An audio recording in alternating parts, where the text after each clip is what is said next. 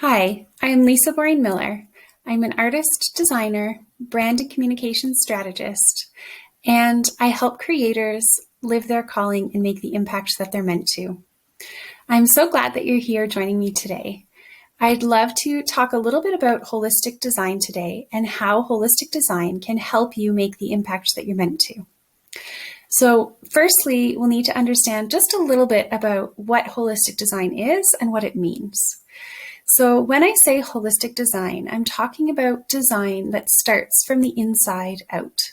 So we're looking at working with mind, body, spirit, and you as an integrated whole being.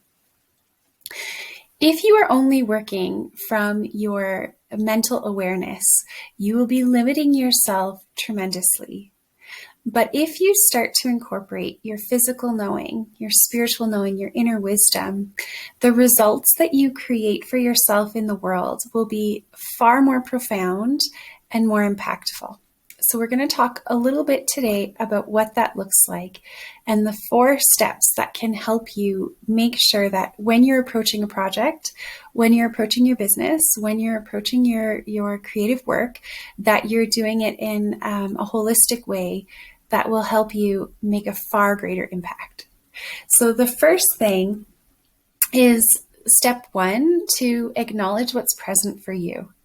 So most of the time when we start something, and this is especially true if you're starting up a new business, there will be a lot of fear. So if you're having fear, sometimes the common answer is to sort of push through the fear, feel the fear and do it anyways. So that's one approach. And if it works for you, that's okay.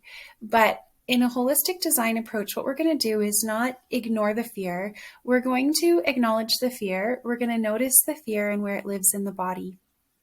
And we're also going to notice all the other things that are alive in your being and in your physical being. So if you're noticing that fear is predominant for you, that's okay. But the longer that you sit with that, you may notice that there are other things that are coming alive. For example, you may have excitement and enthusiasm that are really pulling you forward. You may have a sense of expansion in your chest. Your physical body will not lie. So where your mind can create stories and create projections and lead you down this path or that path, your physical body will always tell you the truth of how you're feeling. So if you notice that you are feeling afraid, you may also notice, as I mentioned, that there's enthusiasm really pulling you forward. And that's the holistic design way of moving through fear. It's not ignoring fear. It's not pushing past it. It's recognizing that actually there's something even greater calling me forward, pulling me forward. And I want to align with that and align with that flow and see where it takes me. So that's step 1, which is acknowledging. Step 2 would be owning your story. So another part of where we tend to get stuck is in feeling not enough, not confident enough, or maybe not worthy enough. And many of us as creators carry these beliefs. And even though we can know on a conscious level that those things are not true about us, sometimes subconsciously, if we're not able to make those subconscious beliefs conscious, they can derail us in really difficult moments.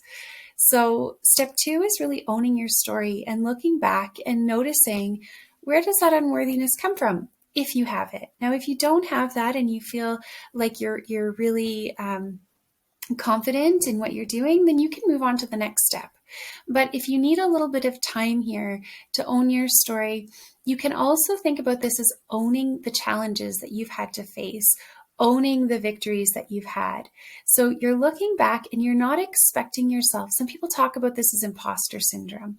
You're not expecting yourself to have done everything perfectly to show up and offer something to others. You're recognizing that you have gifts to give and strengths to share, even though you've had failures, because we all have. And if you have had failures, then it's about owning those failures and saying, those failures, I turned them into a gift. This is what I learned, and building what you give off of those challenges that you've had. So that's the owning your story part, step 2. Step 3 is aligning with your calling. And now a lot of people try to do this first, and you can do it first in a way because it's important to know what you're being pulled to. But also, if you haven't done steps 1 and 2, really feeling what's present with you, and you haven't really owned your story, then you may not show up in the whole in your most whole capacity to give to others. So that's why steps 1 and 2 are really important, because it allows you to realign with the truth of your being, your wholeness, not disengaging from those shadow parts of yourself that may want to keep you hiding, right? Because when we show up in this whole way, sometimes we have to acknowledge our vulnerabilities, and that can feel frightening for most of us. So aligning with your calling happens, I would say, most powerfully when you've really owned your story. And that's when you can say, this was so painful, I survived it, and now look what I have to give. And so it's that aligning with your calling part that really allows you to step into your full sense of self and empowerment as a whole being. And then finally, the next step would be authentically sharing your truth. And this is really where the branding component comes in. So when we're doing branding work, we do a lot of background work, but it's all to get to this place of authentically sharing your truth. So once you've done those first 3 steps, then that branding piece can really help you show up and shine authentically. And this is where, again, holistic design is a little bit different. So traditionally, people jump right into wanting to stand out first. That branding helps set you apart. It helps build your confidence. Those things are true. But really, when you come from that place of alignment, you can make an impact that's very meaningful for you and very meaningful for the people whose lives you inevitably will improve by sharing your gifts and simply by being with you in your presence when you're aligned.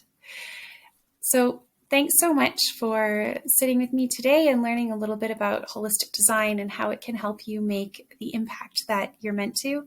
I believe we all have a calling, and that calling involves showing up to life in our fullest, wholest, truest capacity to make an impact on those that are around us. And I believe that if you're here today, it will be a beautiful, positive impact. So if this video has been helpful for you, I would love it if you would invite creative friends who may benefit to our creative network here. It's wonderful to see our community grow, and I'd love to see as many creators as possible living their calling. Thanks, and see you soon.